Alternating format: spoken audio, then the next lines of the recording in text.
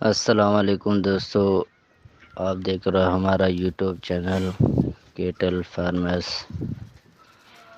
आज हम आपको बदहज़मी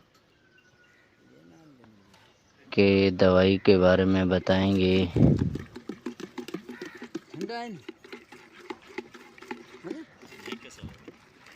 सबसे पहले आपको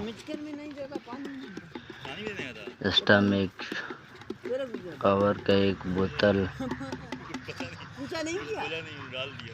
और उसके बाद इमेंगेस्ट,